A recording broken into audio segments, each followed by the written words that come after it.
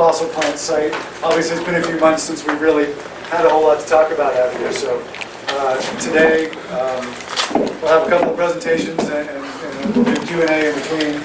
We'll be happy to cover anything you guys want to talk about, but we're certainly going to cover the dewatering project going on out here, plans for removal of the ash, which is, we just posted an EIS, Environmental Impact Statement draft, on Friday, which you guys should have gotten a heads up about. And of course, how we're going to deal with the arsenic and the other materials that we found in the last 2 years, and the latest update on that. I'll also mention that tonight, hopefully you guys got a heads up as well, we're doing an open house. We've done a couple of those in the last year and a half. We're doing another one tonight to make sure that the public is getting the exact same information that you guys are getting. We had a lunch for elected officials earlier. You probably saw some of them coming out of the building. So we're trying to make sure that we cover everybody and offer the same information and be as transparent as possible. A couple of folks I want to make sure we introduce you to. I'll introduce Jeff in just a minute. He's our president and CEO. But also have Bob Deasy. Yeah, he's in charge of generation and construction for TVA. He's been doing coal ash and construction and deconstruction for a number of years for us. Mark Creech is our executive director of the Memphis office, so it'll be good for you guys to get to know him. And in the back, Joe Hoagland is managing all of our CCR projects for us under the direction of Jeff as of about 3 or 4 months ago, right? So, but he's been with TVA for a long time, and so we'll all be available if you need anything. Quick briefing, I guess. If you guys need a restroom, it's across the trailer. If there's a fire or anything where we need to exit the building, the closest exit is right behind us, but we're going to go back out the main door, which is the main parking lot for the public. Following the briefing, we will have a tour of the site, so you guys will get to go out. We'll take you around to where we're doing the dewatering and play a little show and tell, stop at a couple of spots where you can actually get off, do some photos and video, and of course we'll make sure we're available for interviews before we leave the building. So, if that just about covers it, then I'll introduce Jeff Lash, our president and CEO, and he'll take it from here. Yeah, good afternoon. Good afternoon. Well, thanks for coming out and spending an hour or so with us. I'm just going to give you a couple overview remarks, and then I'll answer any questions you have. Cedric's going to give you a little more detailed information on the project plan and how that's going to unfold over the next few years and decade. And then if you have any questions after that, happy to answer them, and then we're going to get you out on the tour. Okay, well, so let me just talk for a minute before I get to the Allen site about TVA, because I think it's important context. So, TVA's been in existence since 1933, serving in partnership with our local power companies like Memphis Light Gas and Water here, the 10 million people of the Tennessee Valley. And we've accomplished some tremendous things together over those decades. But things are changing fairly rapidly now. Today is not 1933. If I just reflect on the last 6 years or so, there's been a tremendous change in our generation portfolio. It was only a few years ago that TVA generated almost 60% of its electricity from coal. Today, it's about 25% and decreasing. We've added new nuclear capacity by adding Watts Bar Unit 2, by upgrading our Browns Ferry units. We've optimized our hydroelectric fleet. We've implemented extensive energy efficiency programs, and we've added state-of-the-art gas-fired combined cycle plants, like the one here at Allen, which is just shy of $1 billion in investment in the most efficient gas plant in the country. That has helped us to reduce our greenhouse gas emissions. If you compare where TVA was in 2005, which is the benchmark for the Clean Power Plan for the Paris Accord, by the end of this next year, we will have reduced our CO2 emissions by 60%. 60%. And by 2030, we have a line of sight on reducing it by 70%. Now, that's important for the environment, but it's important we do this in ways that people can afford. And so while we've been making these investments, we've been lowering our operating and maintenance costs and lowering our fuel costs, such that when you take a look at the effective rate, base rates plus fuel cost. Today versus 6 years ago, TVA customers are actually paying 1% less for the cost of their electricity against that backdrop of delivering a modernized fleet and lower CO2 emissions. And so Allen fits right into this, because if you look outside here, you can see what historically electrified the South, the nation, and allowed industrialization, and allowed us all to build the quality of life we enjoy, and that's the Allen coal plant. This was true across the U.S. It was certainly true in the TVA system. But assets have a life, technology changes, we learn. We learn more about the environment, we learn more about waste products, we learn more about technology, and we find better ways to do business. And that march resulted in us retiring the Allen coal plant because it wasn't necessary, it wasn't economical, and right next door investing close to $1 billion in a new state-of-the-art facility. But there's a deferred cost associated with the 60 years, close to 60 years, of benefit that we all derived from places like the Allen plant. The deferred cost is coal combustion residuals and the decommissioning and dismantlement of the plant and the restoration of the site so that it can be repurposed for economic development. So we had collected that benefit over its 60-year life. Now we have to responsibly deal with restoration of the site. And that's what TVA will do. We will do this, as we are at our other locations, at a best-in-the-industry standard. So across our fleet, as we think about coal combustion residuals, coal ash and gypsum, primary among them, we really think about 5 things. Some of them are history for Allen, but they're contemporary for others. The first is making sure that every dike, every dam, every levee on our system is robust, safe, and will survive under any set of feasible circumstances. And so we're doing that across our system. That's certainly the case here at Allen. We should never see another failure like we saw at the Kingston facility and others have seen around the world. And so that is really the first focus area. And that's certainly the case here at Allen. The second major initiative we have across our system is to convert all our active facilities from wet ash handling, which is the way we handled all the ash that went into these ash storage basins. Use water as a transport mechanism, slurry the ash and deposit it in the storage facility. We are just now finishing converting all our facilities from wet ash to dry ash handling. That's important because it lowers the transport risk.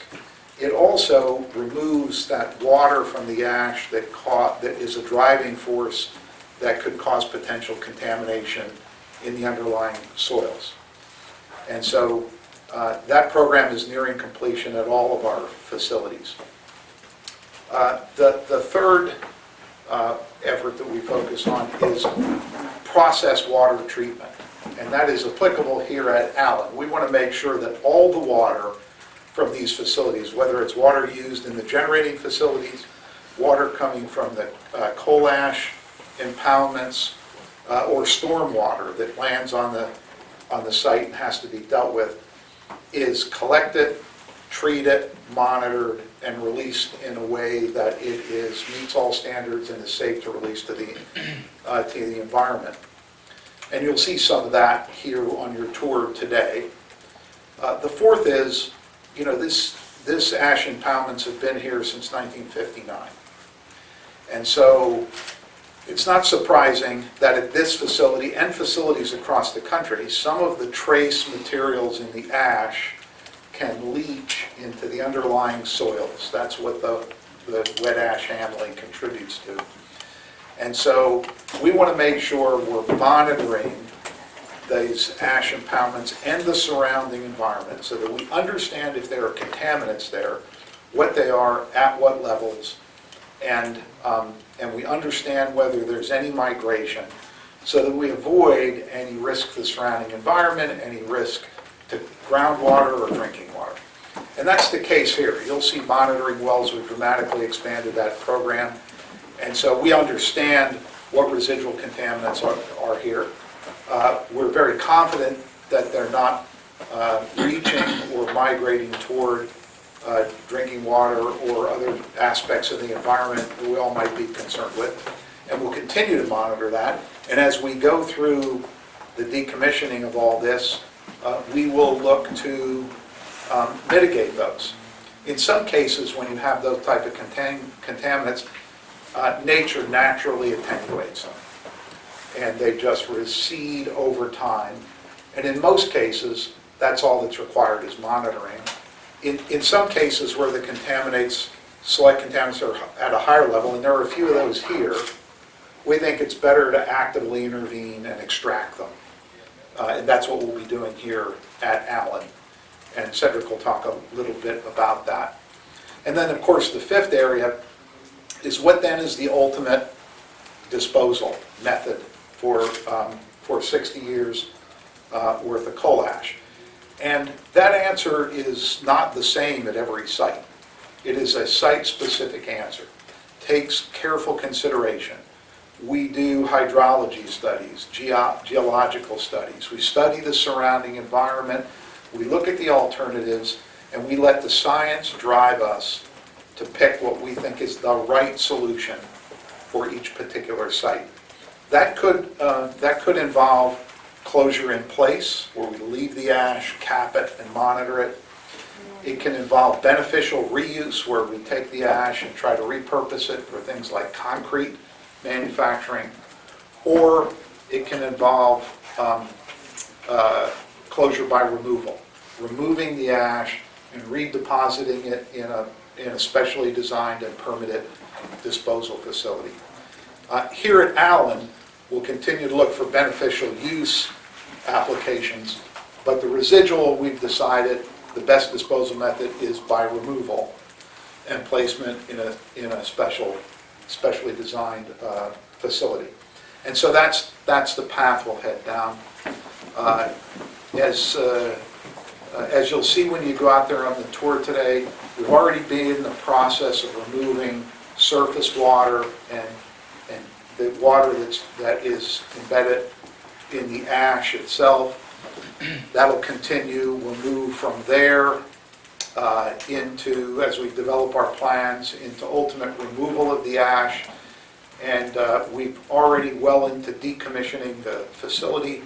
And when the time is right, in about 2022, we'll begin dismantling that facility so that when we get through to the end of this process, we'll have a site that we can repurpose here for economic development.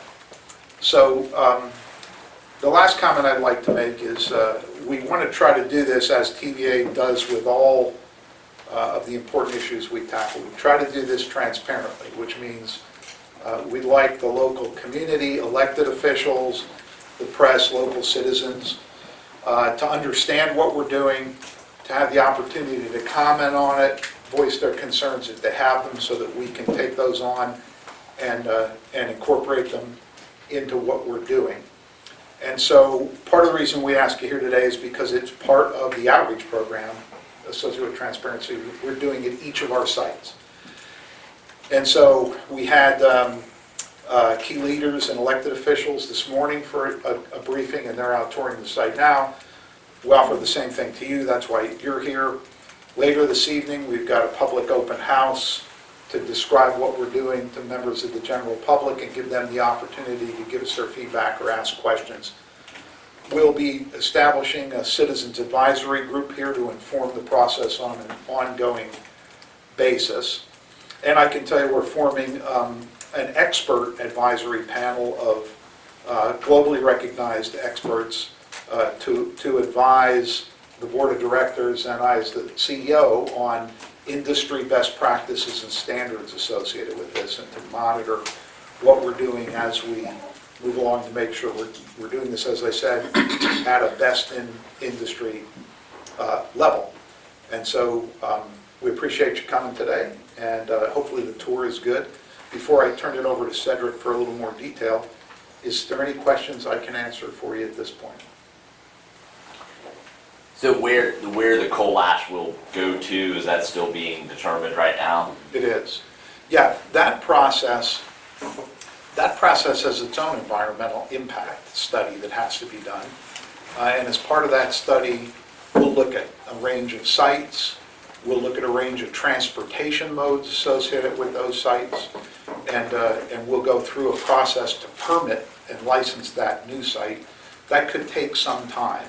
We're just beginning that process now.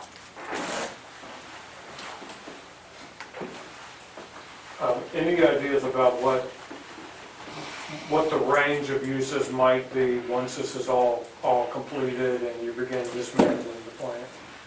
You mean for repurposing the site? Right. Yeah, I think sort of the world of possibilities is open. One that's been suggested is an expansion of the port to create a multimodal transportation hub here that would be supportive of the local economy, and that's certainly an important one to consider. We have repurposed these sites for a range of other uses. So for example, our Widows Creek site right now is going to be the location for a Google data center. And along with that Google data center, we're sourcing 200 megawatts of solar generation that we're going to associate with that data center. So it can be a wide range of things, and that's another thing that will be looked at over time. Do you know everything that you need to know, or once you get into starting to try to move things and try to move toward decommissioning, do you expect that there might be some surprises that you find in terms of the environmental impact? Well, there are always surprises on any big project. So I've never worked on a big project that didn't have many surprises. But and Cedric will brief you on the phases of this, but we go into this with a pretty good understanding of what the risks are and what the possible issues are, and containing those and mitigating those as part of the project planning. And we've done this before, and the industry has done this before. So this is not a first of a kind. There's plenty of operating experience. And one thing I would say is, as we begin to remove that ash, the duration of this project will likely be 10 years or perhaps more. And oftentimes when we say that, people say, well, that's a long time, why don't you hurry up and get it done? But the answer to that goes to your question. We want to do it right, which means study, engineering, planning, execution, making sure each step of the process is done actually as it should be. That takes time, but that's the way we'll do the project.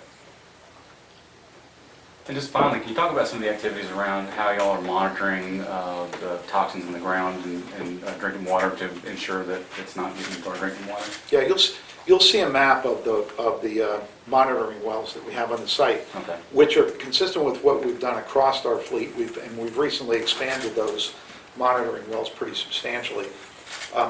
They give us very accurate information on the contaminants that exist in the soil and the water underneath and around the ash impoundment, and the data in our models predict very accurately whether there's any migration of that, and if so, is it in a direction or in a manner that we should be concerned with. And the short answer to your question is, we don't see it. Well, all the evidence says not only isn't there any drinking water contamination or environmental contamination beyond what we've characterized, but there really isn't any migration that would suggest it would be an issue in the future. But that's why we have the monitoring program, and that's why that monitoring program will remain in place through the life of the project and beyond. You said dismantling the plant in 2022 is the target. We begin then, yeah. Does that mean that you kind of start this at the plant site and then work out from there, or? Yeah, you can almost think of this as a couple of different approaches. One that dismantles the plant and removes the equipment and the structures, et cetera.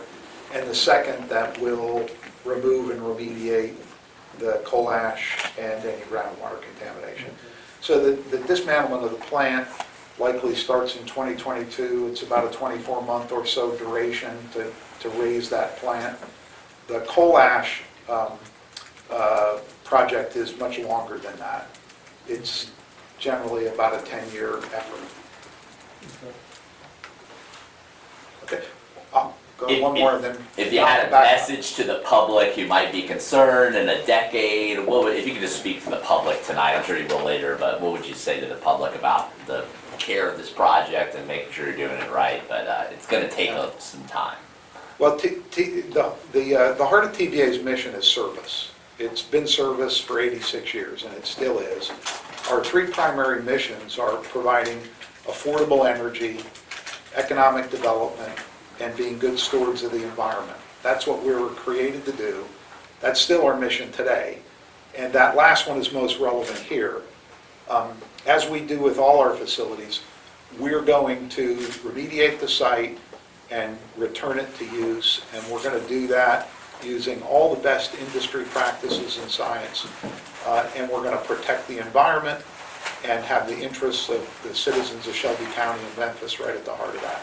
So you shouldn't be concerned that TVA is going to do anything other than the right thing here at Allen. Okay, Cedric? Thank you. My name is Cedric Adams. I'm the principal project manager for the work here at Allen, especially the coal combustion residual projects that will be conducted. I know everybody, a question that I'm often asked is, do you live here? And I'm going to answer that, no, I don't live here. However, I used to live, and I was born in Holly Springs, Mississippi in 1965. So I want you to know I lived in the suburbs of Memphis for 18 years. And do I have an interest in Memphis? I want to let you know I do have an interest in Memphis.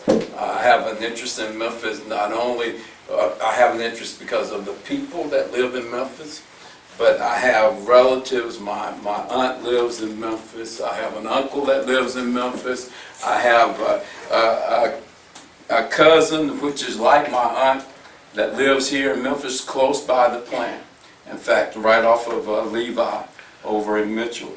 So and we do care about Memphis. Also, I've been working at Allen for about 10 years. I started working, well, really my anniversary date will be February the 9th, 2020. That's my anniversary for working in this group. But I've been working for TVA for approximately 33 years. So, we care about Memphis. So what I want to do is give you a history lesson, or kind of go, I'd like to call it walking down memory lane, okay? Walking down memory lane. As we know that this plant was commissioned in 1959. We retired it in March of 2018. And it's on approximately 500 acres of land. And it produced about 741 megawatts. And the ash impoundments are on roughly 120 acres, 100 acres of the East Ash Pond and 20 acres for the West Ash Pond. So, I'm having a problem using my clicker. So, going back, McKellar Lake, as we know, was constructed around 1948, 1950. And the MLG&W started constructing the plant here in 1956 to 59.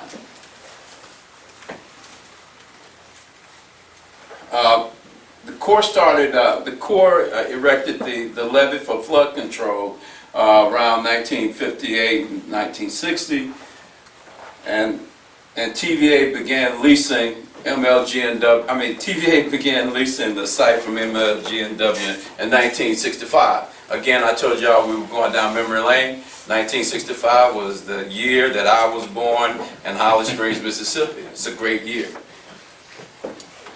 In 1969, we started sluicing ash into the East Ash Pond. And we stopped sluicing ash to the West Ash Pond in 1978. However, we continue to use it for intermittent flows, stormwater, things of that nature, simply because we maintain our NPDES permit for the West Ash Pond. In 1964, TVA purchased Allen Fossil Plant along with this shaded area here. And in 1984, I started working as a co-op for TVA. And in 2010, after the failure at Kingston, we started evaluating all the coal ash ponds in the fleet, and we started working at the west and the ash pond, the west and the east ash pond, and evaluating for closure options from 2010 to 2014. And so prior to the CCR rule going into play, we closed the West Ash Pond in October of 2015. Likewise, in 2015, we entered into an agreement, a memorandum of understanding with the City of Memphis, with Shelby County, the Port Authority, and also MLGNW, so that we would deal with the burden for dealing with handling and remediating the coal ash in both sites, the west and the east ash pond. Likewise, we entered into an agreement with TDEC, the consent order, also in 2015. In 2016, we began the CCR groundwater monitoring program. And in 17, that is really what we're going to talk about here briefly in a presentation or a video. That's when we started our activities of dealing with the site, the east and the west, the north and the south areas of impact from arsenic. We ceased sluicing from to the East Ash Pond in 2018. Also, we closed the plant, retired the plant 2018, and we constructed or completed construction and put in service the combined cycle plant that's produced approximately 1,100 megawatts.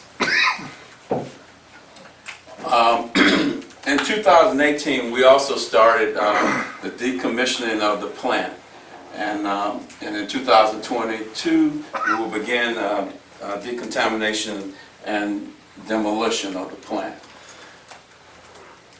At this time, we'll show a short video, and then we'll take questions. Well, I'll finish the short video by giving you an update of where we are on the various different projects that are mentioned in the video.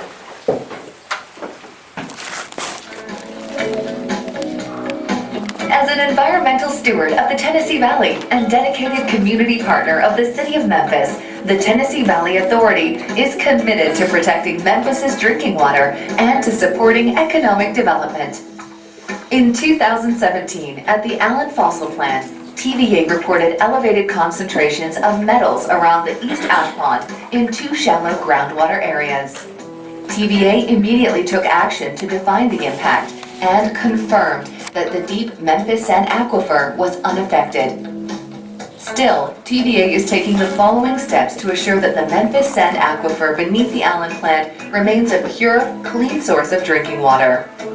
First, groundwater will be pumped from the affected areas around the East Ash Pond for treatment on site. And water within the East Ash Pond will also be pumped and treated. Second, TVA is performing an environmental review to assess closure and long-term restoration of the East Ash Pond. TVA's preferred alternative is to remove the ash within the pond for beneficial reuse or to transport it to an off-site location. Third, TVA will continue to monitor groundwater quality to assure conditions remain stable and safe. Finally, TVA has suspended the use of the groundwater production wells at the Allen Combined Cycle Natural Gas Plant and has contracted with MLGW to obtain cooling water for the plant. Because TVA remains committed to the city of Memphis, we will do our part to facilitate redevelopment of the Allen property for the future benefit of the city so that it remains a safe, healthy, and beautiful place to live for generations to come.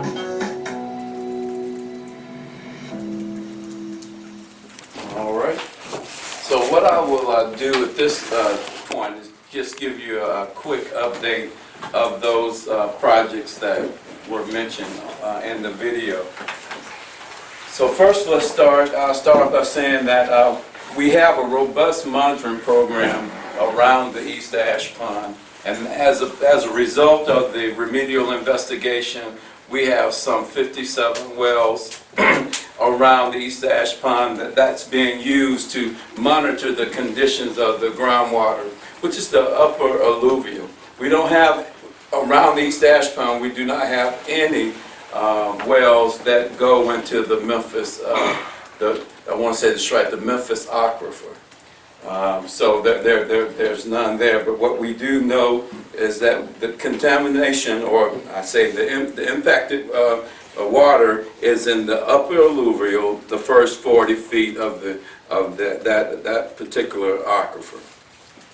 So we have the monitoring program going on right now, and it will continue to go on, as Jeff talked about, for a long time. And now, then we have what we call an interim response action. We have two interim response actions. So the first interim response action is the dewater and stabilization of the East Ash Pond. That's where we're going to remove the free water, the poor water, and then deal with the storm water. Okay, so right now, to date, we are removing the free water. We are treating it, the free water, and thus far we've treated 3 million gallons of free water. We expect the free water that we will treat will be about 17 million gallons. So we've got a little bit to go on that, and we hope to start doing poor water sometime in the winter, maybe around the end of November, the 1st of December. Cedric, what is poor water? Poor water, that's the water in the ash. And the free water is the water that's standing on, Yeah, I got to remember that. The poor water is the water in the ash. So you have the free water that's like the surface water. It is what it is, free water. It's not, it's unconfined. It can, it's like the swimming pool. The swimming pool is just water. And then you have the water that's in the ash. And pour, that way is P-O-U-R or P-O-O-R? P-O-R-E. P-O-R-E, all right. Poor water. So think of that as, putting a network into it to dry that ash out. Okay. Draw that water out, which we want to do because that eliminates any driving force that works to add contaminants to the soil. And you have to put the ash in the right condition to be able to excavate. Right. So that project, so that's where we are with the dewatering. The next project is another interim response action, is the groundwater remediation. So right now in the groundwater remediation, we're in about maybe a 60% design of it. So let me tell you about the groundwater remediation piece. We have to the north and to the south of areas of the pond, what we will do is put in several extraction wells. I believe it's 4 in the north and 5 in the south. And around it, we will have performance monitoring wells. And then what we'll do is pump those extraction wells and send it through a treatment system, a water treatment system, where we will treat it. It'll go through a treatment process, and then we will dispose of it to TE Maxim. So then after that, we will commence, after we go through the NEPA process, we hope to start the removal of the ash, which will take somewhere to 7 to 10 years to complete. So in that second remedial action that Cedric describes, nature will attenuate any contaminants over a period of time. But as we monitor these facilities, if we think the level or the nature of the contaminant rises above the point at which we're comfortable natural attenuation will get us there in the right period of time, then we intervene and we mitigate it directly. So that's what we're talking about here. We'll basically draw the contaminants out with the water from those local areas. Fresh water will flow in because you're creating that flow. We'll remove those contaminants before we discharge the water, and we'll dispose of the contaminants properly. And so that's what one of the actions we'll be taking here at Allen. Right. And so when I say interim response action, and I'll step back, interim response action means that we're really acting immediately or as fast as we can to deal with the issue within the division of remediation for dealing with this situation. And then again, now that process can go anywhere from 2 to 10 years to 20 years. I mean, this groundwater remediation is just that kind of process.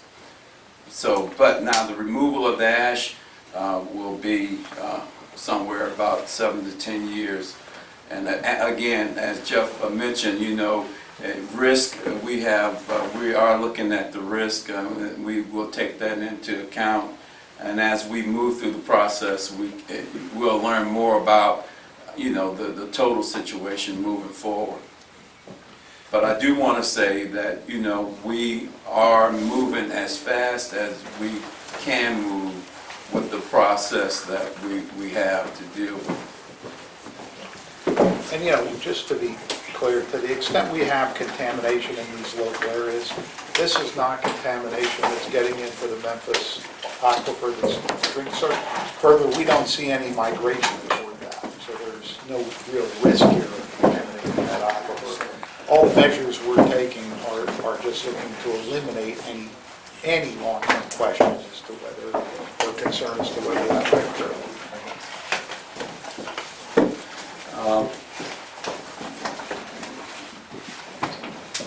And so here's the conceptual future conditions that, again, this is just a concept of how the site could potentially look after the east pond has been removed, the closure by removal is in place, the deconstruction of the plant, and the west ash pond closure by removal.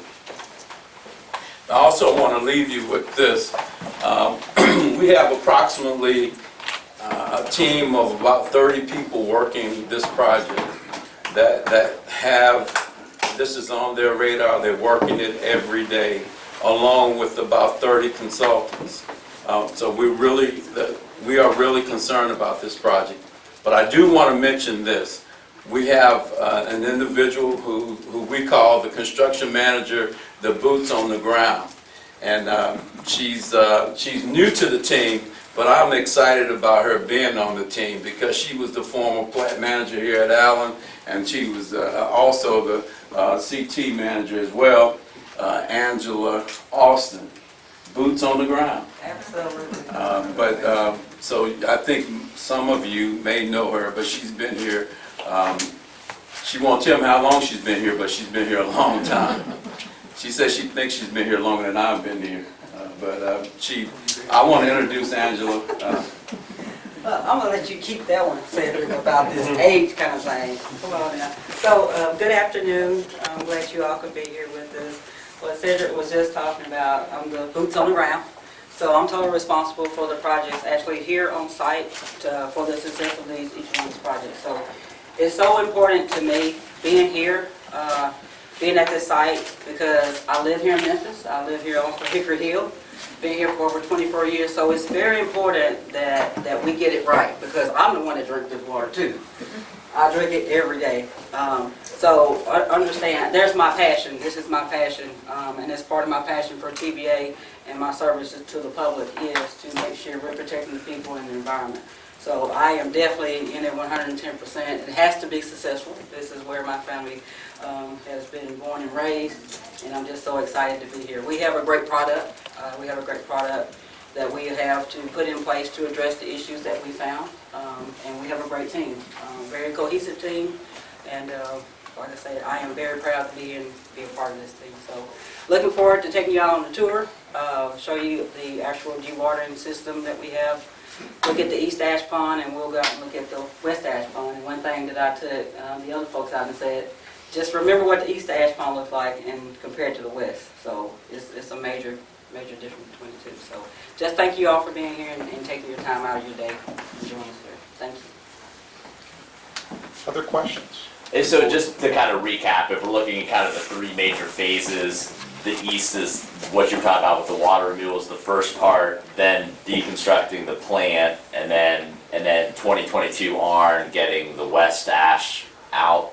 Those are the three. The three. So the process will be, we will start the east ash fund. It's gonna take the east, the longest for us to remove.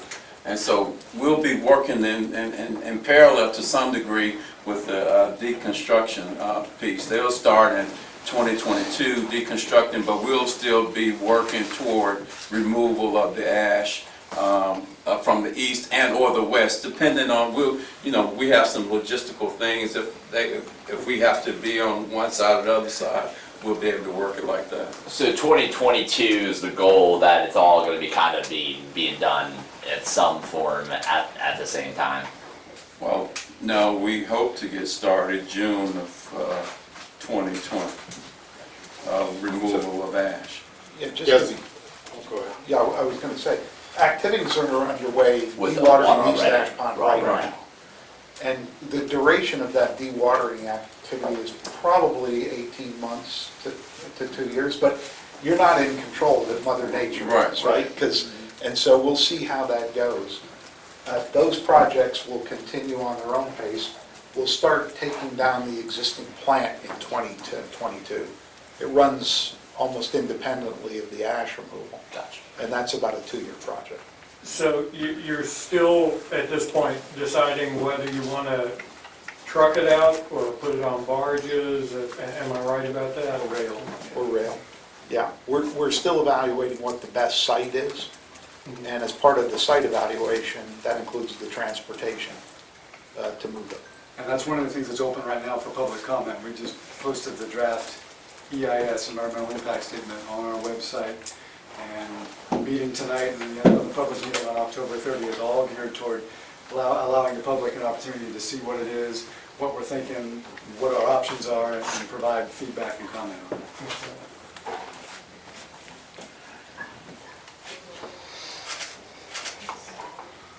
Other questions before you head out on the tour?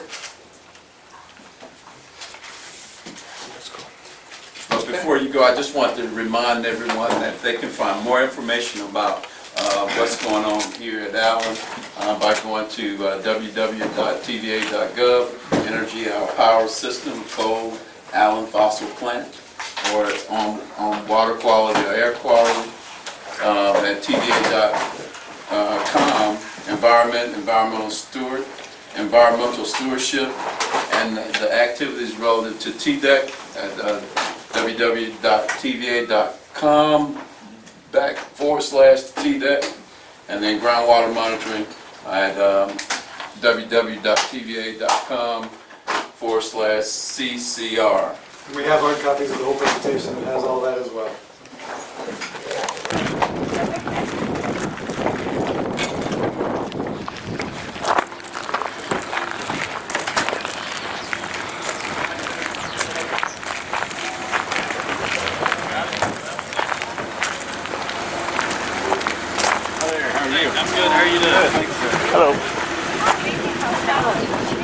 It was so beautiful last week. Oh, yeah. It just seemed like it got so hot, so quick in the afternoon. So it's nice out there.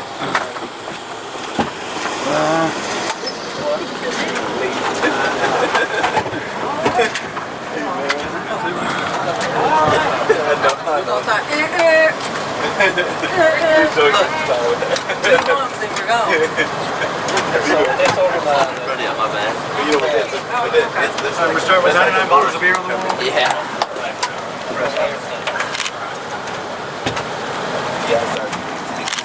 Yeah. So the way this is going to work, a lot of it is going to be what we call a windshield tour because it's an active construction site, so feel free to take photos, videos out of either side. We will stop, what, twice? At least once. We'll see how we do in time.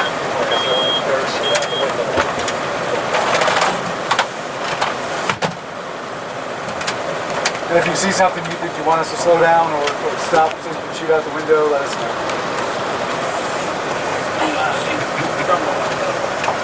Yeah, from the window, not out Don't the jump window. out. That could be a problem. Emergency exit on me. And you're like, all right, he's head out the window. So is this y'all's first time here? Okay, all right. Inside the gate, so to speak, yes. Okay, they sound kind of spooky. Kind of like, they wouldn't ever let me in, so I'm going to have to watch you Not there, from a right? distance. They don't look brand out here. Yeah. Yeah. So we'll go down to the end of the public road, and we'll get out and I'll show you all the dewatering system we have active in service right now. You can see quite a bit of the ash line turns later. We'll talk about it. And the dewatering just started, what, last week, right? We've been in operation about 2 weeks now. 2 weeks. So that's brand new. Brand new, yeah. So, of course, that's the fossil plant that was retired in 2018, March of 2018. It was a 3-unit cyclone power unit. We did a long time ago.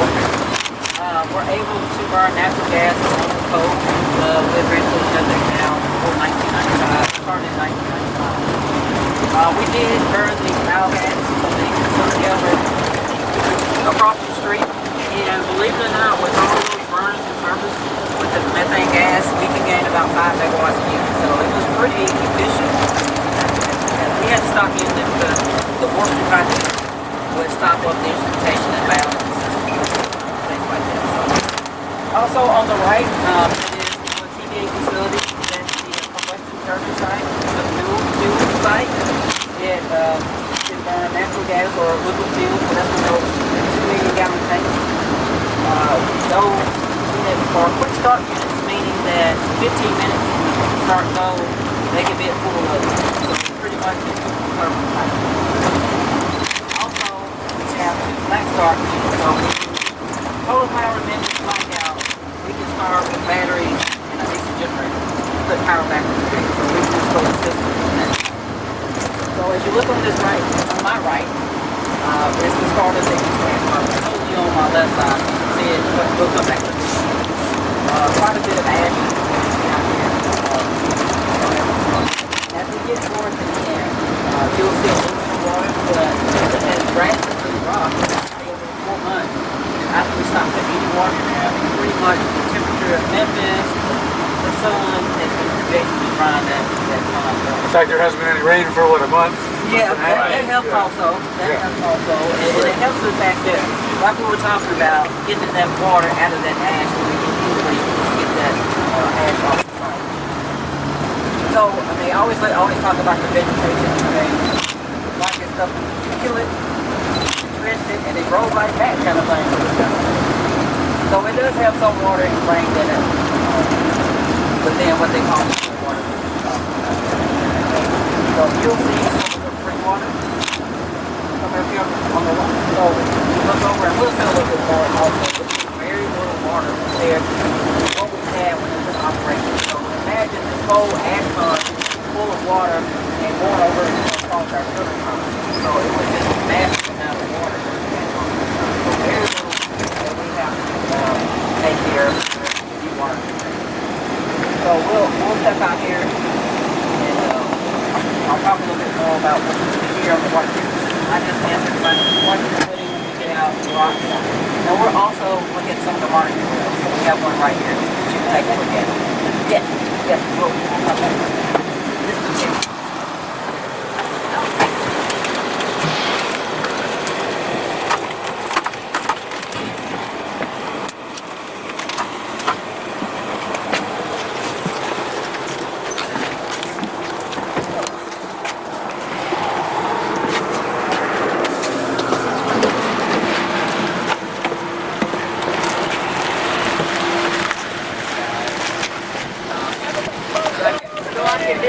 here. You'll be surprised. I get to talk in the powerhouse all the time. I bet. So it was always interesting trying to talk and explain generators and turbines while they were at full load. I imagine. Let's get, you're gonna kind of, let's see, tuck it in the pocket. Got a pocket right there. Go inside. Perfect. Alright. Okay, so let's look off to the left towards the fossil plant. That's where we found the small amount of water that we had left over when we called the free water in the main ash pond. And so we'll be pumping that out into the stilling pond, and then we'll pump that out. But how this system works as far as our treatment system goes, we go through our weir tanks. There are 7 weir tanks that we go through, and that's part of the settlement of anything that we pour out of the water. So we settle any of the heavy solids down. We've got a pH and coagulant system that's controlled right next to it. So depends on what that looks like coming out of there. It could go directly back in the stilling pond for further settlement, or it'll go back out the system all the way back to the end of the water treatment facility, which is on the other side of the power plant. One interesting thing here is that we have about 4 miles of piping to take this system from here all the way out to outfall 002. So pretty impressive, very responsive. We have a lot of projects really with this part. And so this is where dewatering is happening? Yes. So right now we've been dewatering today, probably about 5 hours today. About a total of 700,000 gallons today. So that'll make the total up to this point about 3.7 million gallons. So we have about 15 more days to go to completely empty this stilling pond, as well as what little water we have in the main ash pond. So like I say, very impressive, and it's very important that we start with this phase to get the water out of the ash so that we can safely take the ash, remove the ash from the ash pond, take it off, and then refill. And how long will the whole dewatering process take? We're looking at probably about 4 months to 6 months for this part. Now, the storm water, because it's Mother Nature, will be continuous, but the major part that we're working towards is the free water and the pour water. So we'll continue to manage the system as far as what rain, we'll manage that as it goes in. The whole, This is the east end. Yes, this is the, yes. and so between all of it, all the dewatering for all of it, how long do you think that'll take to? What do you think, Danny, coming with the... Maybe a couple of years. Yeah, maybe Couple a couple of years. Gotcha. Because part of that is we plan on starting sometime, summertime.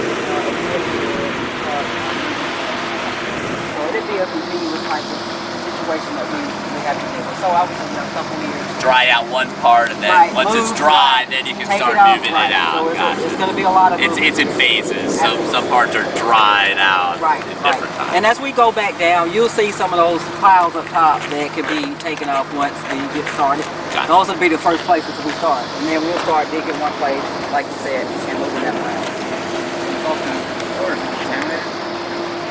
No, it's not. I call it slushing. So it was ash water. So we have to have the water. And so what we have to do, the tank we had there was Okay. and it bubbled. So what we have now is pretty much taking that and still doing pH adjustments. The temperature, the sun outside, will affect the pH on the working face. So far as arsenic and some of that hard substance in there, none of that is... We don't have that in the free water. The lower levels of arsenic that we will find in any of that water would be in the pool water, the removal part of it. And then we have, on the back side, we have activated aluminum that will address the arsenic that we pull out of the pool. So this whole system will go in service, but we'll add the aluminum to address it with the arsenic. Are these environmental for these pumps?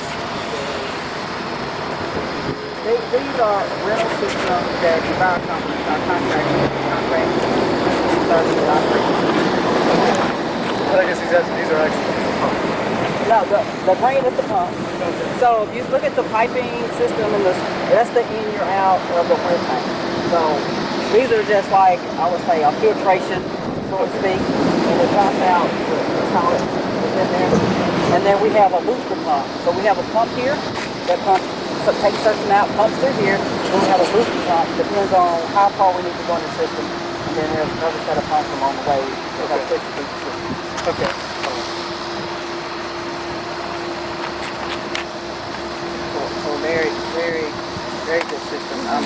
I'm proud of it. Like I said, I'm here, and I'm very proud of it. So basically, when the almost 2-year entire dewatering process is over, the goal is by that point you all should know where to take the rest of it, correct? Yes. You'll have that, Yes. and that'll already probably be in motion at that point. Absolutely. Of starting to go wherever it's going to go. Wherever it's going to go.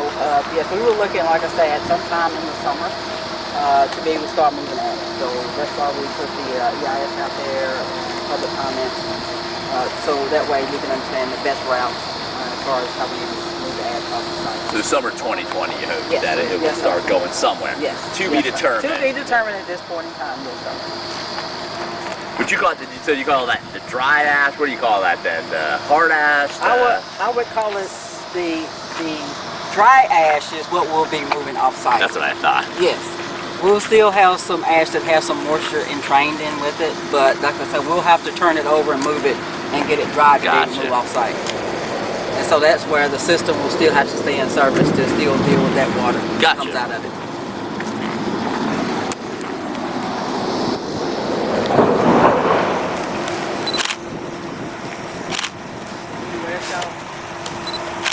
I didn't want anybody to go too far. Just start going in there. We're getting some shots of the water. It's okay. It's okay. But yeah, I wanted to be able to look at what we come example of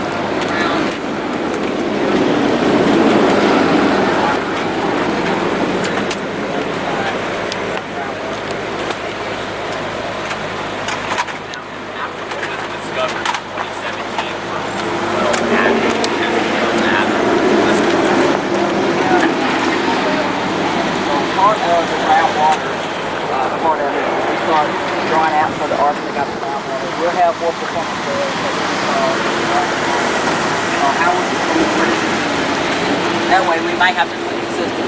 Gotcha. Long story short, more wells. Since that discovery, no spreading. Drinking water's still safe. Has been safe, still safe. That is correct. It's all true. Not the part of the aquifer that we get a drinking water. Which is deeper. I've done a few of these stories, Scott. How am I doing? How am I doing? How am I doing?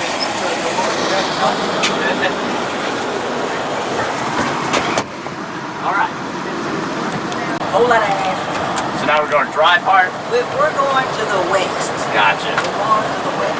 And that's the one that pretty much we stopped sluicing until 1978. But we did officially stop with anything in it. So it's kind of hard.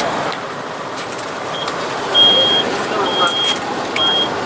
Now, here's the thing about the west, though. It does have ash in it. It still needs to be removed. Yeah, so we still, but I'll tell you, it's almost like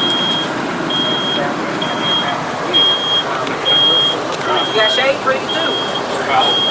So like I say, remember what this part was like.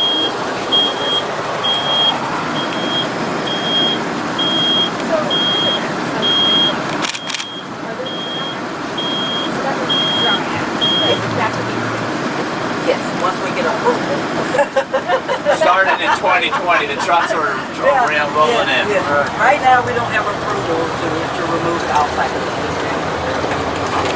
Yeah, those are on this left side of it. Very, very little water. Steady going down. And then as we get towards the end, you'll see the higher, what we call the higher elevations of ash. The drier ash. I'm not going to say it's completely dry. We did have good rain the other night. I think it's rain. Angela, this is one of the hot spots for the arsenic. Right there, last one as well. Back over here, that cluster of monitoring wells is one of the two hot spots for the arsenic that we'll have to do pump and treat. Those three down there. That area right here. Oh, yeah. And that was the groundwater portion. It was found in East Ash to the groundwater. Right, and that was one of them. Got it. This is the south side of yours.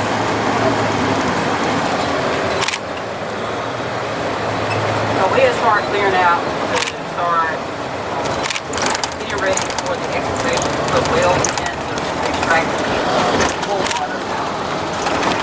Going back like you were just asking about this fire.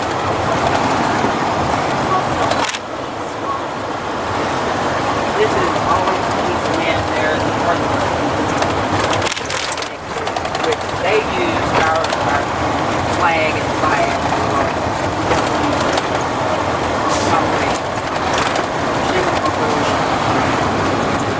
roads, sandblasting here.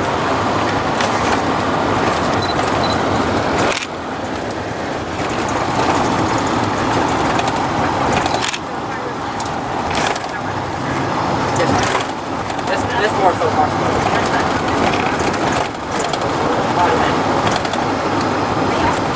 Yeah, well, so we got a little bit of marshmallow. Yeah. Yeah. That's yes. Right. That what you see right there is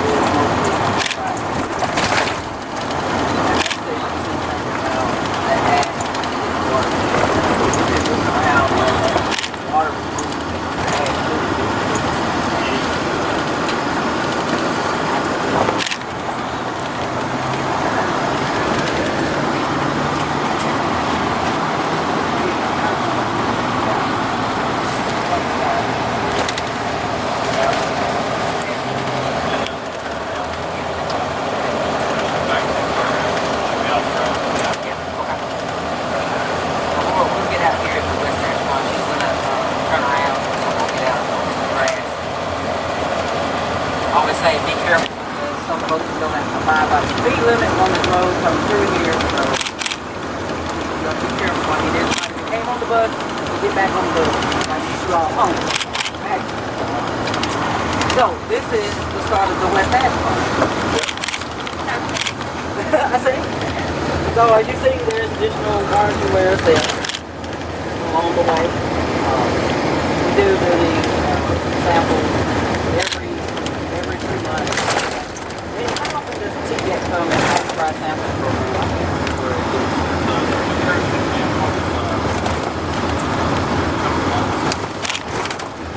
Yeah.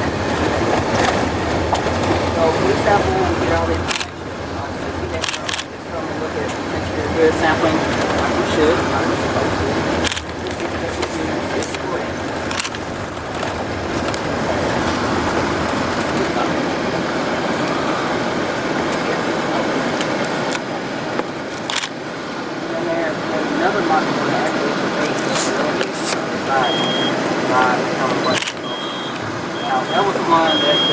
much stays up underwater. We get these rain events, so we have to get it pumped out.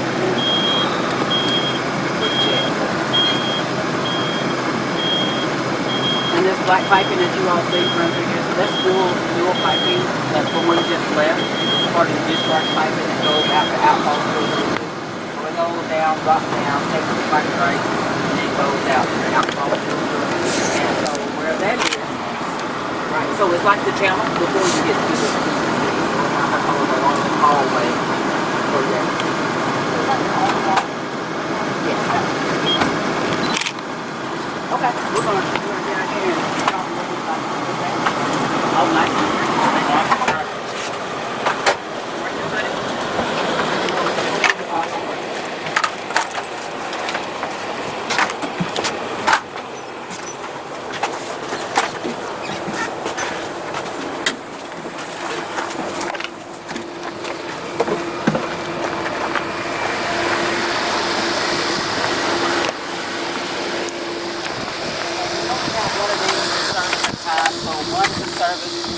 The other one is a backup. So in case we have a leak or anything, we can shut that down. We can put the other one in service, and we can keep operation going. So it's always in our best interest to be able to continue to pump this water every day to get that ash as dry as possible, quick as possible, without hurting anybody, of course. So it's HDPE piping, very robust. As far as freeze protection, I mean, think about a half to 3/4 inch thick for the piping. So like I say, very, very robust. So here's the great West Africa. So looks very nice compared, right? Very different. There is no water to manage. Now, unless we get just a major rain event, we hardly see anything that puddles up out here at any point in time, because we have no means for us to physically put any water out here at any point in time. So pretty much it evaporates as soon as it comes down. So it doesn't take long for that water to go away. So we will be digging up the ash, getting rid of the trees, and making it all nice and pretty for people to go. I would say this is the easier of the ash ponds to be able to. A lot more dry. A lot more dry. A lot more There's dry. about 10% of the volume in this one compared to the other one. Now those like hills of coal ash like dry, you can see kind of visibly. What part is that did you see? I think that must be outside the east. The part you see this kind of, you see like a lot of. There's two areas. Yeah. The impact one. Maybe I wasn't getting my bearings of where I was. Most involved in working water. Yeah, I was just that funny looking, kind of, it's almost like when you're starting to stage it and everything. Yeah, much so good.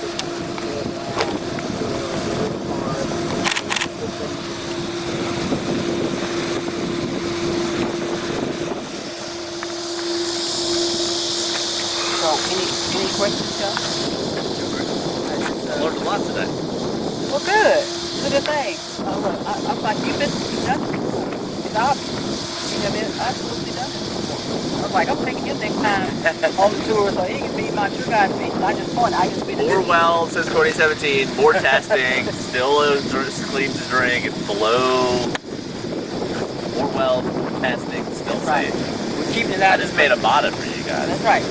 Not in the drinking water, because like I said, I love drinking Memphis water. It's good water. It's very good water. It's very good water. So that's why I say this is my passion to make sure we do it right. Understandable. This is my backyard. And so again, like they said, like 20, it'll take 2 to 7, 9 years to get all the dry stuff out, right?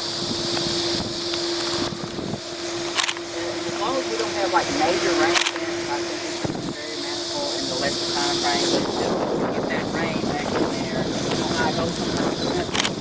We can get days after days after days of rain, and it will just sit there. Right. So we got to manage that. And then, right? it's a wet winter too. Right. So that's going to be the tough part of this. Once we get started, that's Mother Nature. Is there a best case scenario that everything can be out? Like things go, Mother Nature goes well. If you're thinking like 2025, 2026.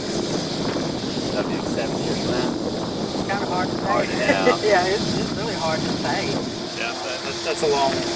Yeah. It's like 8 to 10 years. Right. Somewhere in there. That's what you guys are thinking. Gotcha. Yeah, based off the amount. From this point to completion, 8 to 10 years. Yes. Gotcha. Now this one, piece of cake. Yeah. Obviously, there's different sections though, Right, and exactly. with different challenges, Yes. or more challenges. Yes, absolutely. Talk to the timeline again just for my camera this time. Okay. How you started dewatering 2 weeks ago and then what Okay. the process will be. All right, so part of our process is getting the ash ready for the closure by removal.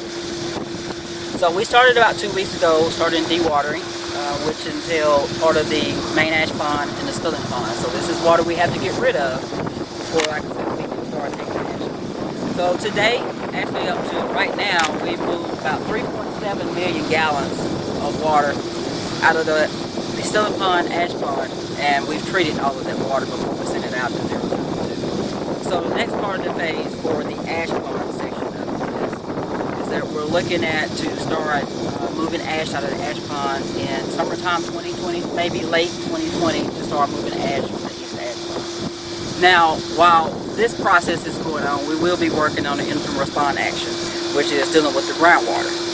So that piece of it is we'll put a water treatment system in to deal with pumping on each of the north and the south side, and pump into the water treatment facility, and then we'll pump it to TE Maxon, and then they'll deal with the rest of it from there.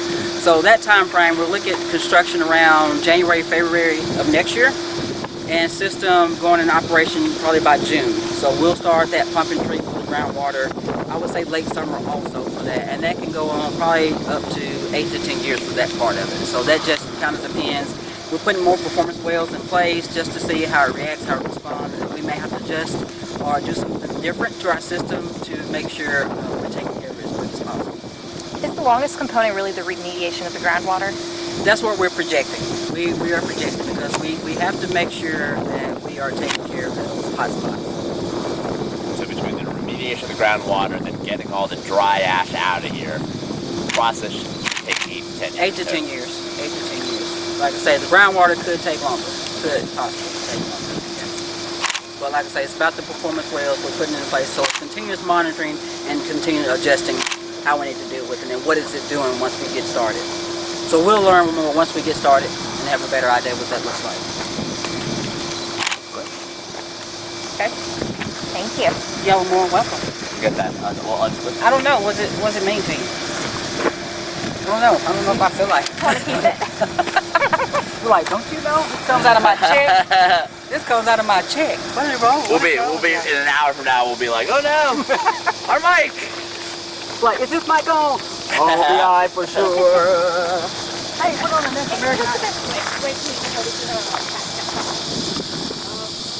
They go big Scott in there. I got your number. I'll be like, I don't know what you're asking. Scott, I gotta follow media protocol. I know how to call Scott.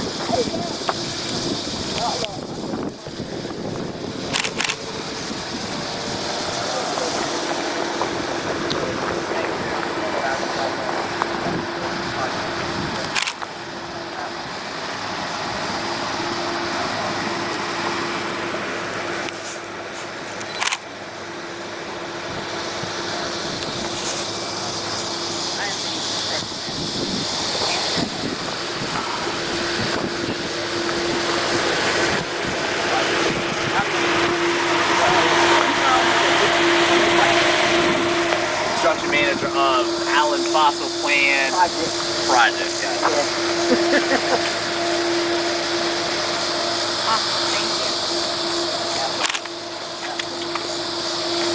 Y'all ready to get on the double Dutch bus? Yes, sir. All right.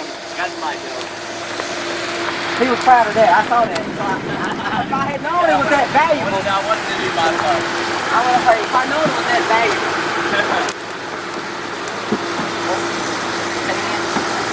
Unless there's anything else. We're doing it. Probably. I'm grateful. Thanks, bus driver. So I always say, hope it's always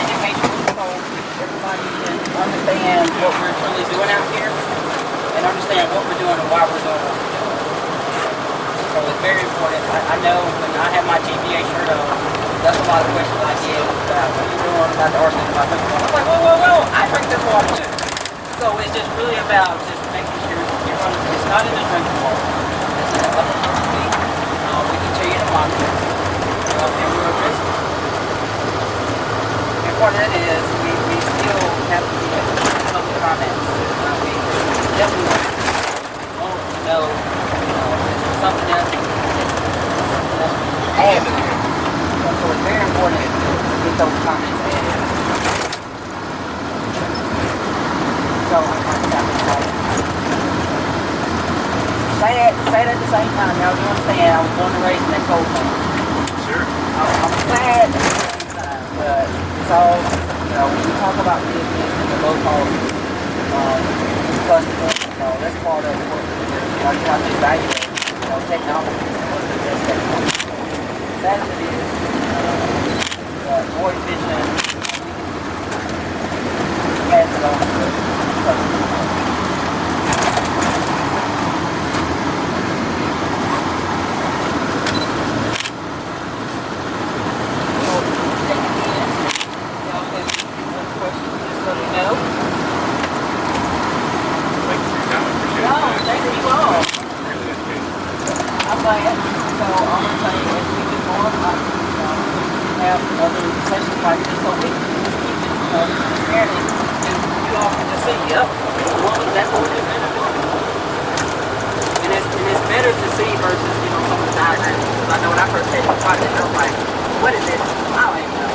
But to be able to get involved and engage in it and really go out there and see, like, okay. Yeah, definitely.